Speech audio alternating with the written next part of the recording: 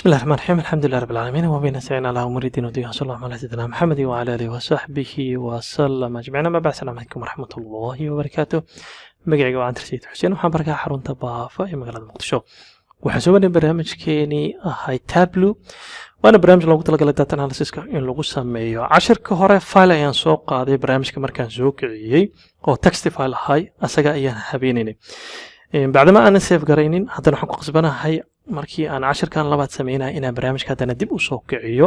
si aan faylkii dib u soo qabto markii ilaa aan ka save gareynayo mar walba inaan soo kiciyo faylkan soo qabto waa ku qasbanaa doonaa hadii la raado barnaamijka markaan soo kiciyo wejigana soo muuqanayo qaybtan connectiga ayaan imaanay cashirka hore waxaan taabanay text file si aan faylkaas u soo qaadno waxaa kaloo sameyn kartaa hal mar ayaan ku jinayaa barnaamijka active ayaan ka dhigayaa escape ayaan leeyahay markii aan barnaamijka gudihiisa imaado ilaa hadda wax file aan soo qaaday ma jiro meeshaana waa ka soo qaadi kartaa marka dhinacan hadaa fiirisid oo data source-ga hal mar ayaa gujinaysaa text file-ka inta ayaa ka soo qabanaysaa amba escape ayaan taabanayaa connected to a data intana waa ka soo qaban karaa waxaan taaganahay warqadii koowaad meeshan ayaa connection ka sameynaya marka inaad data source-ga imaadid oo meeshaas ka soo qabatid amba adoo warqadii taagan inaad connected to a data taabatid toos wuxuu ku soo qabanayaa connectionka meesha ka sameey lahayd kadibna waxaan leeyahay text file ayaan u baahanahay waxaan soo qabanayaa downloadska kadibna itemska ayaan soo gelinayaa open ayaan taabanayaa si uu soo galo toos ayuu soo galayaa waliba wuxuu keenayaa qaybta data source-ga waana meesha aan raba cashirka inaan ka sii wado nadiifintana aan ku sii sameeyo wax yar kan waa isku soo laabayaa si aan u heli karo datadeeda qaybtan dhameystiran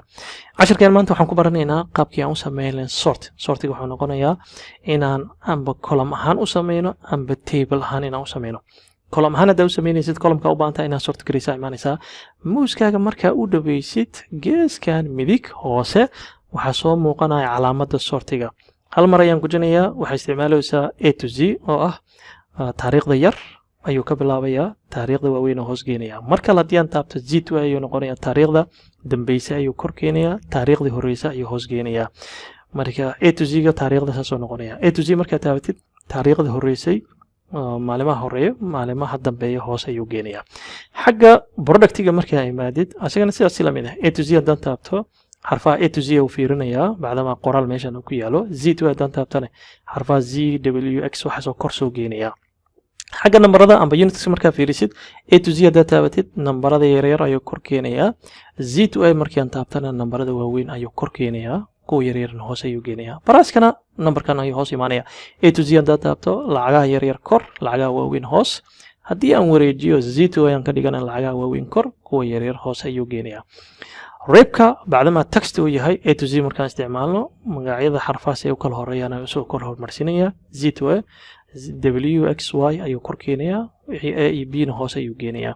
regionkana sidaas la mid ah A to Z Z2 qaabtiga u bedeli kartaa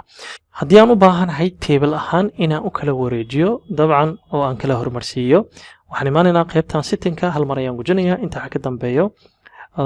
data source order wuxuu noqonayaa sida aan uga soo qaadnay meeshii aan ka keenay CSV file-ka laakiin haddaan u baahanahay waa bedeli karnaa tusaaleyn A to Z haddii aan taabano wuu kala wareejinayaa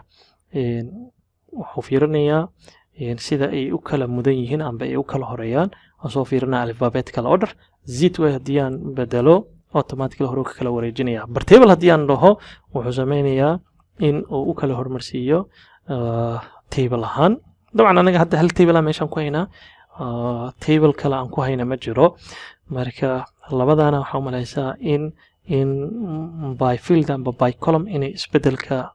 saameynta uu ku yeelanayo haddii aan ku soo celiyo data source order meeshaan ka keenay si ay u kala horeeyeen inooga kala dhig wuxuu sameynayaa datekii si ay u kala horeeyeen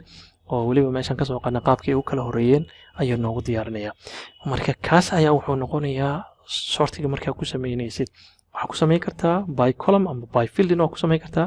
by table waa ku sameyn kartaa amba fieldskan si ay u kala hormarayaan marka waxaa sameyn kartaa inaad datadii ay haystay column walba amba field walba inaad sorti garaysid amba inaad filiskan kala duwan amba kolomyada kala duwan inaad sorti garaysidna waa samayn kartaa walow aniga table aanan haynin saddexaad ama labaad waa asagana aan ku baratikay karno maanta insha Allah taala intaas aan ku hakinaynaa meeshan ayaan ku joojinaynaa cashirka soo socdaan kasii wadi doonaa subhanaka allahumma wa bihamdika ashhadu an la ilaha illa anta astaghfiruka wa atubu ilaik. Assalamu alaykum wa rahmatullahi wa barakatuh.